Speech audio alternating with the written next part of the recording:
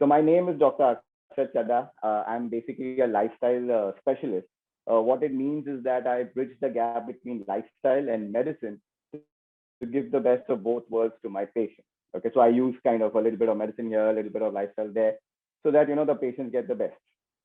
So today's topic is menopause. It's obviously a vast topic. So what I'm trying to do is I've kind of, we've made it in such a way that it's a three-part series now. So today we'll talk about a little bit of menopause.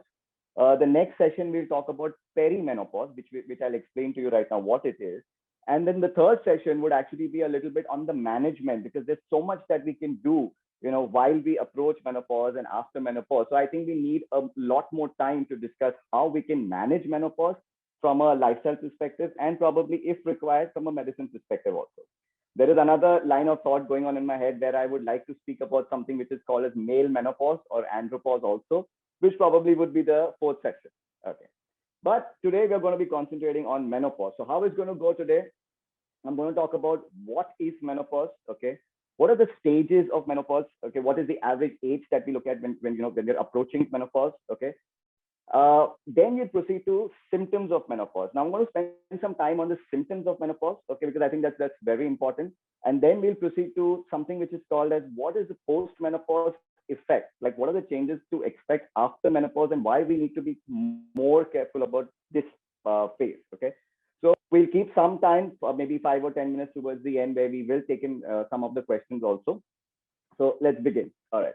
So just to before we talk about what exactly is menopause, we need to understand a little anatomy and a little physiology. Okay. So any woman or any person for that matter who's born with ovaries can actually go through, or rather will go through menopause. Now, what that means is that anatomy, every woman has a uterus and you have ovaries, so about two sets of ovaries. Okay. And the ovaries have what is called the ova or the eggs. Okay. And when you're born, you're actually born with all your set of eggs in the ovaries. All right. As we go through something called as menarche. Menarche means the first time you actually start having your menses. What is menses? Your period. Okay. So that stage is called menarche. It's a very important part of even puberty. Okay. So essentially what happens is you have your eggs. They kind of, when you say you're going through a period, you have your menstrual bleeding. Okay. And if your eggs need to go through something called as ovulation. Once you have your ovulation, there are two choices for the eggs. Once you ovulate, you can either have your menses, that's your menstrual bleeding, that's your period, or you can get pregnant. Okay. So as we go through the ages, as women go through the stages of their life, they can go through their menstrual cycle, or they can get pregnant, or they can have menstrual cycle, or they can get pregnant. And eventually, what happens is these eggs they kind of get used up, so they start to reduce, and then eventually they deplete. So once they deplete, your menses stop. Once the menses stop, you assume that you're going into menopause. Okay. Now, what is more important is that the ovaries also have the responsibility of secreting the female hormone, which is basically estrogen and a little bit of progesterone also. Okay. So when you're going through menopause, when the eggs start to reduce, that they go towards depletion, the estrogen production goes down also. Okay. So mostly all the symptoms that we will talk about is actually due to the lack of or the fall in the estrogen level. Okay. So essentially, what you're talking about is you have your eggs. You're born with a certain amount of eggs. They don't really change much through the years. Okay. In fact, they keep reducing. They finally go into depletion. Once they're depleted completely, you have your menses stop. Okay. So what exactly is menopause? It's your last period. Okay. That's your last final period. Okay. But when you say that you have completed or you have gone into menopause, if you don't have periods or menses for a period of 1 year, that's about 12 months, then you say that the woman has gone into menopause.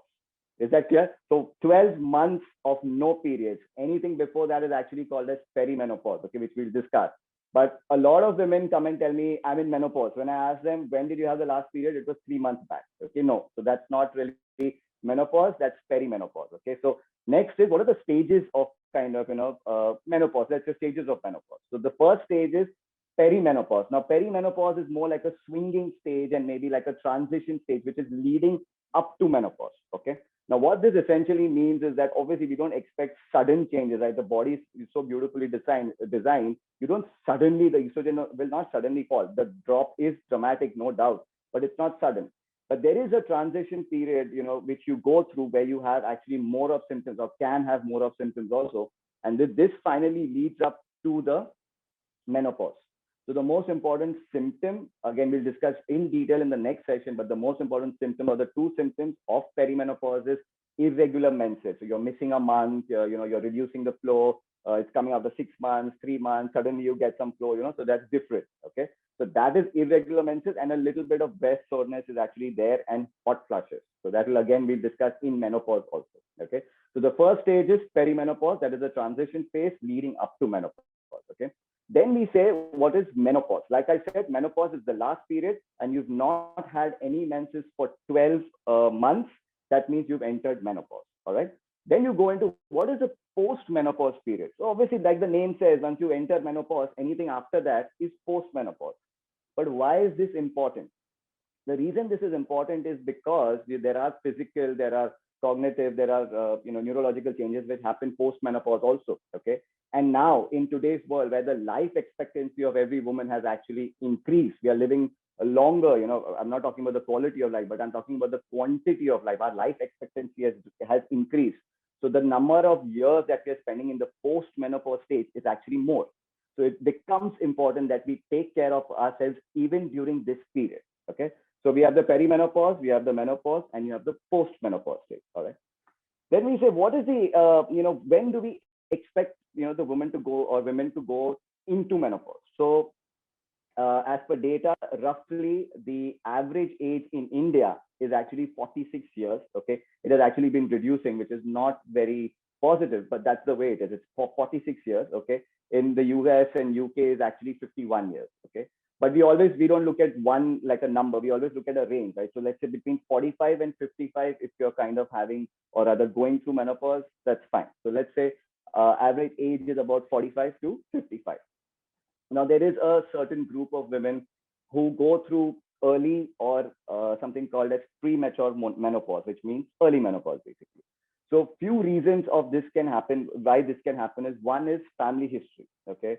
What has been noticed is that, your mom or your sisters, if they have a certain menstrual history, they have a certain menopause history, obstetric history, you tend to kind of mimic that to some extent. Now, of course, when we talk about management and how lifestyle can actually help you do better, these numbers can again change. But on an average, family history plays a major role, especially when you're talking about premature menopause, okay? Then one very important thing is smoking. Now, I remember one of these days after the lockdown when things actually opened up and we had gone for a dinner, and it was an open air place. And I actually, there was a number of course, men were smoking, which is, it's still unfortunate because of all the information that is available. But what took me by surprise is the number of women who were smoking. And unfortunately or fortunately, they were in the reproductive, age, let's say 25 to maybe 35 years of age. And it really, took me by surprise. And I looked at my wife and I said, this is so shocking because I talk about this and you talk about this, and there's so much of information around, but the number of women who are smoking is actually increased in the last 10 years. And this is something that I'm seeing visually. I don't know about data, but visually I can see the number of women smoking around me. Or am I too old to kind of, notice? I don't know. Maybe I'm deep diving, but actually the number of women who were smoking were actually more. So smoking is one of the reasons which can put you into a little premature menopause. Databases, you can go into earlier menopause by 2 years. So technically what this means is that if your family history, okay, let's say family history on an average is 48, just an example, there's a good chance that you could go into menopause at 46. Now, technically, that's not premature or early, but because of your habits, you still went into 2 years before what you could have gone, okay? Then there is something called as induced menopause. Now, what that means is that for some reason, now let it be probably some treatment for cancer, some treatment for endometriosis. So for example, people undergo removal of the uterus, removal of the ovaries, okay, because of treatment or endometriosis. Or there is some damage because of things like chemotherapy, and your ovaries kind of take a hit. So what happens is that prematurely the ovaries stop to produce the eggs or the menses, So technically you have gone into early or premature menopause. Now, there are times where you can't really do much about such situations, except again, take care of your post-menopause period. Okay, so we have to be very careful. There is some data around, autoimmune conditions like maybe rheumatoid arthritis also probably causing a little, faster menopause. But I mean, again, that's a case-to-case basis. There is one condition which is called premature ovarian failure. Or what this means is, the name suggests, premature ovarian failure. So for some reason, and unfortunately, most of the times we don't really know what is the cause of the premature ovarian failure. But for some reason, the ovaries just stop producing the estrogen and the progesterone. Okay. Now, initially, they always, it was assumed that this was a permanent change. But now there are kind of studies and researches and cases coming up which are pointing and saying that it might not be permanent. So that's a good thing. But there is some condition called premature ovarian failure. Okay. Moving on. What are the symptoms? Okay. Now let's. Everybody's going to have some symptoms mostly. Okay. But it's not like one size fit all, right? Not every woman will go through all the symptoms. Some women will never have any symptom also. It can be a very smooth transition. So just to give you like a number, because it's so varied, let's say about 20% of the women have no changes. Okay, they are very comfortable and they just swiftly go into menopause, very comfortable. Okay, then there are about 20% of women who are absolutely severe, symptoms. They have too many symptoms, and which can lead to them going in for some medical treatment. Okay, that is possible, right? And then, so that's 20, so that's 40, and about 60% of the women, and this women is the category which need to look at lifestyle more closely, because 60% will have about mild to moderate symptoms. Again, this is again subjective on person to person also. But it has been said that about 60% of the people do fall into the mild and moderate category, who can manage their symptoms with the lifestyle changes and not necessarily have to go for medical treatment. Okay. So just to kind of give you an idea, to start off with, I think, like I said, the most important or the most common symptom, one is the irregular menses, which I'll talk more during the perimenopause. But the other one is hot flushes. Okay. Now, hot flushes is something where we say, again, if y'all are going through menopause, if y'all are going through it right now, y'all understand better than me. But this is the information that I've gathered through my patients. They always say that, it could be sudden, it could be a spike in temperature, and then when you sweat it out, you actually feel a little better. Okay. And it's always been said that hot flushes actually they worsen with stress. I don't know if you guys have seen, there's a new Netflix series, The Bombay Begums. I think Pooja Bhatt has, depicted a character where she's actually going through perimenopause, going into menopause. But she's done it pretty well. And every time they've shown her, every time she's in a meeting, she has these hot flushes and she's sweating, and then she actually has to leave that meeting. It's so uncomfortable for her. She always complains that, AC band hai and all these things. That so she has to leave the meeting and she goes to the washroom to kind of, dry herself off. So I understand. And it is something which is one of the most, troublesome symptoms that every woman or any woman can go through when it comes to perimenopause or menopause. Okay. So hot flushes is very, like a very common symptom that most women go through. Okay. But like I said, things like alcohol, nicotine, caffeine, stress, weight, especially if you're on the overweight side, hot weather, spicy food, and all these are the things which actually worsen the hot flushes. So if you can take care of this a little bit, you will start to feel better. Okay. Now, hot flushes can vary from 30 seconds to even 10 minutes. So it depends from person to woman, basically. Okay. Then you have other symptoms like night sweats. Okay, you have other symptoms like sleep disturbances. Now, sleep disturbances can be a direct impact of the estrogen falling also, or because there's hot flushes, because they're sweating, because there is something called as frequent urination. There is a chance that your uterus kind of has a little bit of prolapse. It can kind of prolapse a little bit, which can make you more prone to UTIs and to kind of frequent urination. So if that's happening, that can again kind of disturb your sleep also. Okay. Then one of the actually ignored symptoms is actually joint pains and muscle aches. It's called arthralgia. So if this is happening, you need to be a little bit more aware of it. Okay. Then you have things like a little bit of itching and a crawly feeling, on the skin. There are skin changes like, a dry skin. The skin is becoming more sensitive. Sometimes the texture also can change of the skin. Then you have hair changes where you have the hair tends to fall easily. You have dry hair. Then there's a chance of increase in the headaches, but there is a chance that if you're a migraine patient, the migraines can actually get better. Okay, headaches can be general headaches, but migraines can get better. Okay, then because of the estrogen changes, there is a chance that you might put on some weight, probably in the central, the belly area. It can happen. Okay, then there are vaginal dryness. We think that's very important. I think that's one of the most common symptoms that women go through, vaginal dryness, which also further leads to, a decrease in the libido also. Okay. Then, because the intercourse is painful, it further kind of, puts you off. So these are the symptoms which really need to be kind of, taken care of. You cannot ignore them. If you ignore them, probably they might get better after a period of time, or they might just get worse. Okay. Then we talk about something called as, the neurological symptoms or the cognitive, symptoms. So you have mood swings, you have irritability, you have trouble focusing, you have trouble concentrating, your learning patterns have changed. There are memory changes, there is brain fog, So this is actually related definitely to your, the estrogen falling, but this is something which actually originates from the brain.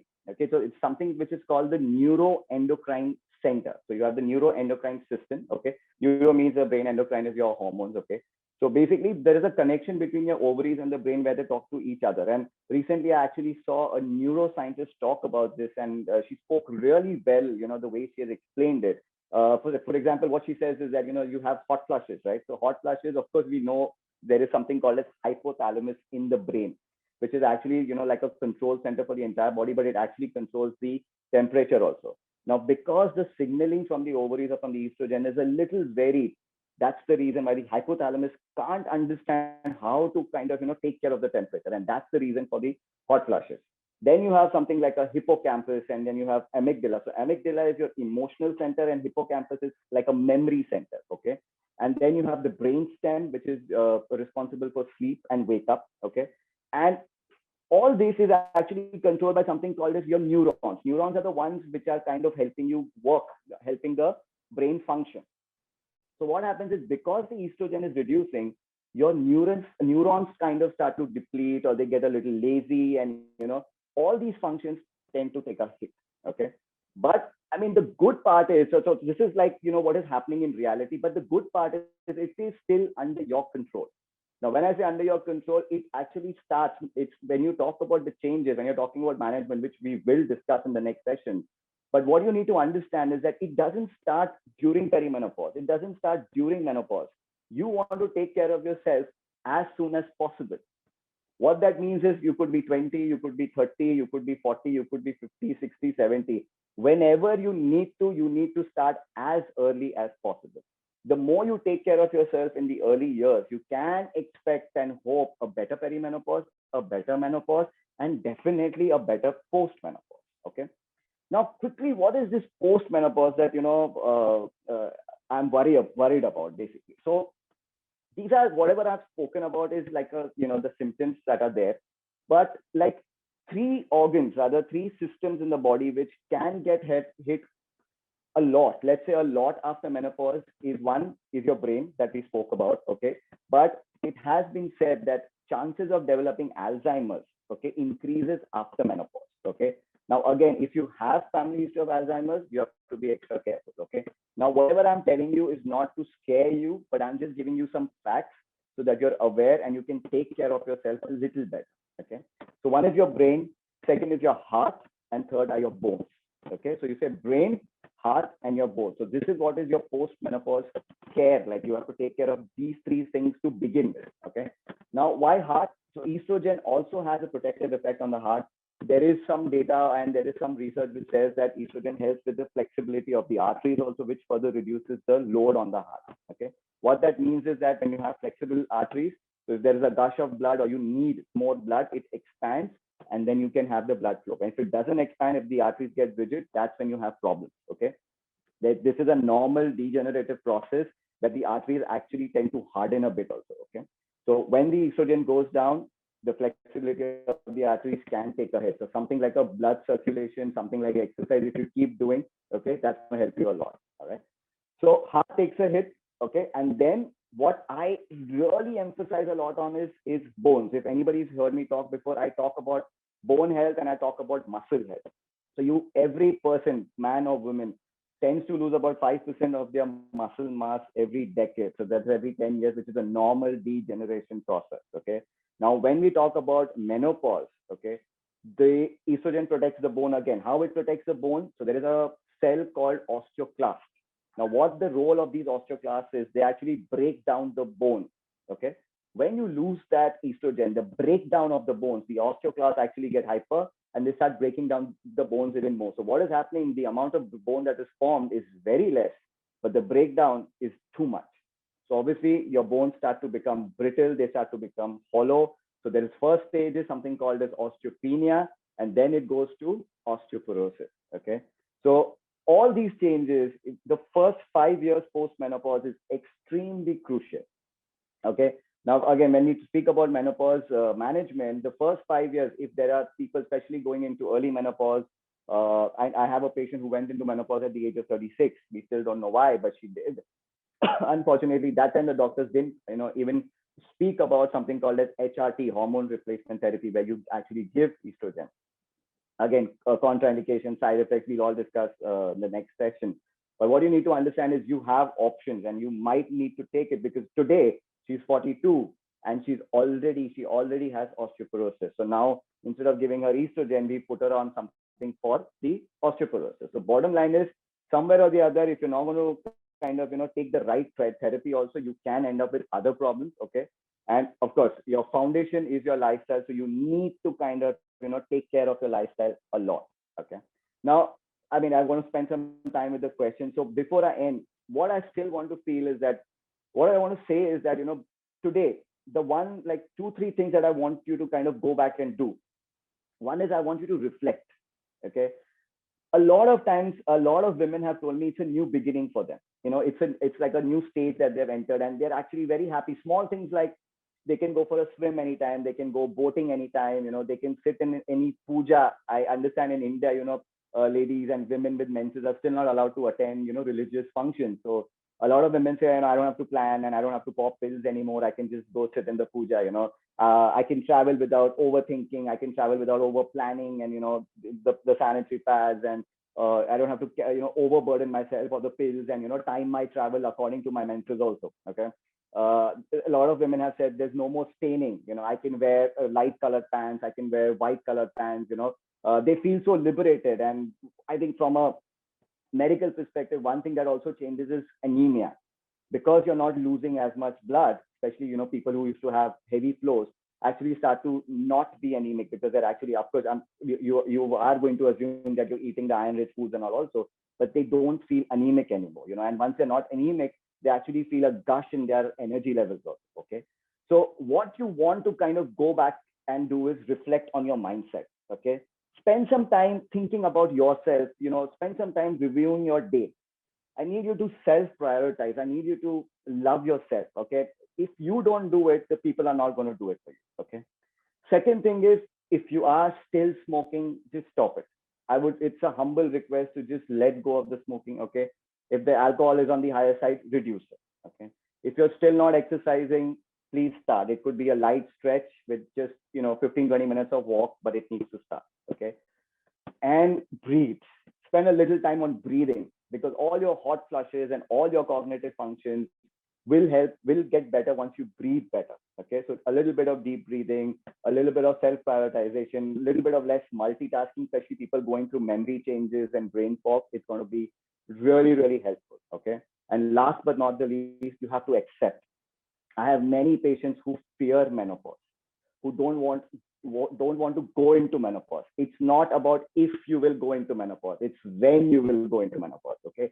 So if you're going to fear that, that's not going to work. So accept it, and when it happens, embrace it. That's going to be, I know, and you might think, I'm a man sitting here talking about menopause, but I'm really talking from a very medical perspective. And I have seen, just a change in the mindset, just a change in acceptance do wonders for women. So if I really could just send you back with these messages, I would just say, for the next 2 weeks, till I have the next session with you guys, if you could just reflect on what you do on a daily basis, that's going to be very, very helpful. Okay, Tina, we can take some questions now. All right. So I had a couple of questions that said, what are the problems Yeah, that we face during the course of menopause and what steps can we take to make it really smooth? But I think you've answered both those questions. correct. But there is a question from another lady who's 48 years old and going through perimenopause with irregular Same. Yeah. periods and no other major issues since the last 4 years. Her Mhm. question is, how essential is it to visit a doctor? Because she's very hesitant, especially now during COVID. So no, it's not really a rule that you have to visit a doctor. You can, you can actually kind of track your menses, and if you're having any symptoms, if you feel that you're getting too uncomfortable, the menses are behaving too erratic, or when you get your menses, they're extremely heavy and it gets difficult to manage, that is a time where getting one opinion, maybe from a gynecologist, would make sense.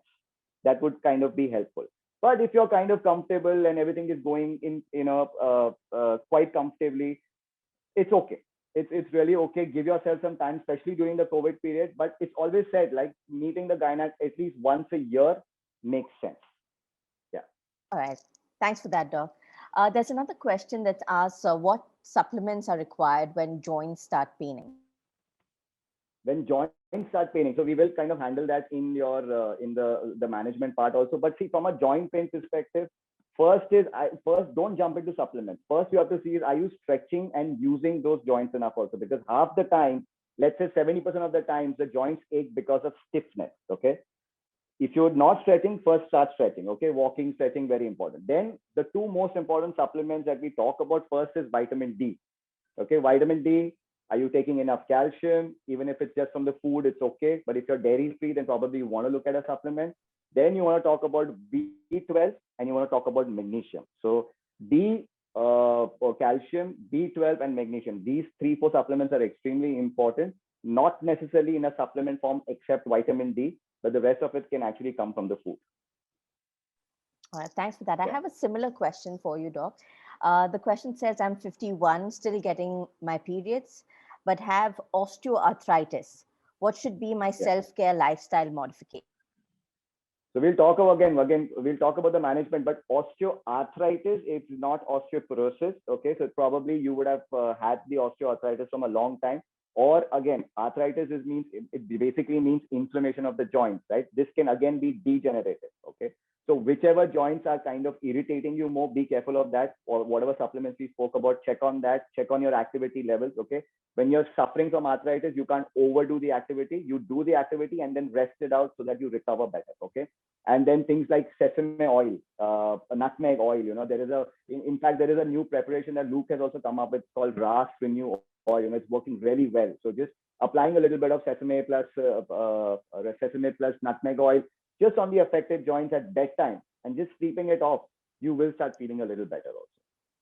All right. Thanks so much for that, Doc. I guess that's all we have time for today. There are several questions Yeah. pouring in. But for those who do have questions for Dr. Akshat, you can reach out to him on his Instagram handle, which is dr_AKSHAT, Dr_Akshat. And I'm sure he'll be happy to answer any questions that you might have. But I just wanted to say thank you very much, Doc, for taking the time out to start this first part of 4 series on menopause.